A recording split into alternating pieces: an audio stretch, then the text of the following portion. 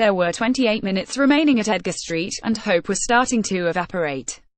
Brighton Hove Albion were losing 10 at Hereford on the final day of the Division 3 season. Homeless, they were heading for non-league. Fans huddled in the packed Blackfriars End terrace were bracing themselves for the worst, not just relegation, but possible oblivion. The Goldstone ground had been sold from under them. After 96 years of existence, it looked like the end, thanks to an own goal from Kerry Mayo, a boyhood Seagull in his debut season as a pro. If it had time to think about it, I would have tried to place it and probably missed, Robbie Reinault tells FFT Now, recalling the moment he came off the substitutes bench to carve a place in Brighton history. Craig Maskell's volley rebounded off the post, and in that split second I just hit it. The supporters went absolutely crazy. Kerry jumped onto my back and told me, "You've just saved my FKing life." Robbie Reinault scores against Hereford. Reinault's goal was enough to give Brighton the point they needed, as the fourth tier's bottom two clubs went head-to-head in a dramatic shootout for Football League survival. That day in 1997, Brighton survived, Hereford went down. Today, they stand 6 divisions apart, Hereford in the Southern Premier League, Brighton preparing for their first season in the Premier League. "We make any player we sign very aware of the history of this club," says Chris Hughton, the manager who has guided Brighton into the top flight. "We'll show them a video of the history, from where the club were, to where we are today. We could get to the Champions League and every supporter who was around in those days would still tell you the Hereford game was the single most important game in Brighton's history," says lifelong Seagulls fan Alan Wares. "If we'd lost, there would be no Brighton Hove Albion anymore. We wouldn't have been accepted into the conference as we had no home."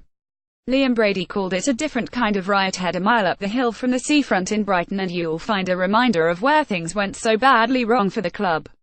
It's a nondescript retail park with a Toys R Us and a Nando's, the sort that you will see in countless towns and cities up and down the country. This one is different, though. Wander to the other side of the main road and an information board details the site's significance. "This used to be the Goldstone ground.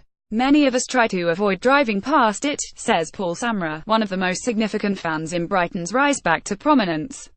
"My wife thinks I'm crazy, but we've all got our idiosyncrasies and that's mine. Even now, all these years on, it's still too painful." Young fans celebrate the draw with Hereford. Brighton were in the FA Cup final in 1983, but 12 years later they were in the third tier and experiencing financial issues. The news still came as a bolt from the blue. The club were set to sell the Goldstone. Sure, the club were in a bit of a pickle, but they didn't have to sell the ground, Wares insists. If they had wanted to restructure the finances, they could have done so in a way other than the nuclear option. Growing anger, Brighton were to leave the stadium at the conclusion of the £199,596 campaign, destination unconfirmed. Portsmouth's Fratton Park seemed the most likely, but all that was known was that the club were departing Brighton, with no concrete plans for when they would return. Unhappy with owner Bill Archer and chief executive David Bellotti, anger among fans snowballed when it emerged that an important section of the club's constitution had been changed, with the removal of a clause that prevented shareholders profiting from asset sales if the club folded. The clause was later reinstated, its omission described as an oversight, but by then the relationship between board and supporters was irreparable.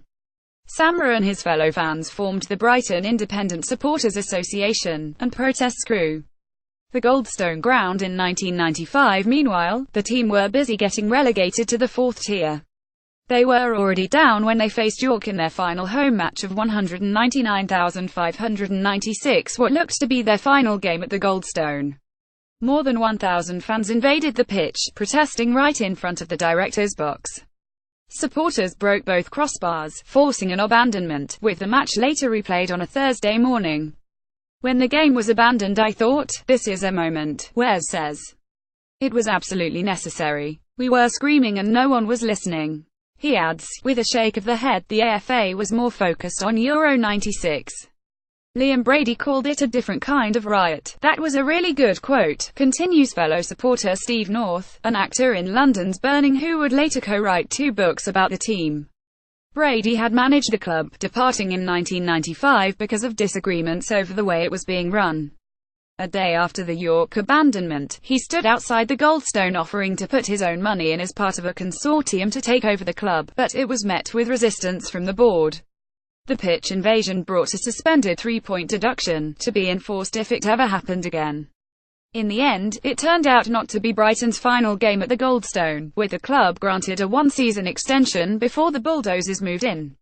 The 199,697 campaign brought more protests, at matches at Arches-focused DIY stores even in his home village in Lancashire, while some of the games were boycotted.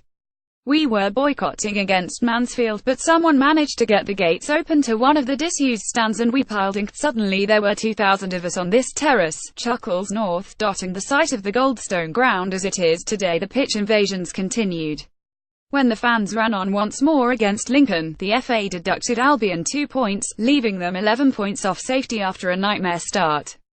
Relegation to non-league appeared inevitable, but the December arrival of Steve Gritt, formerly joint manager with Alan Kirbishley at Charlton, revived their form.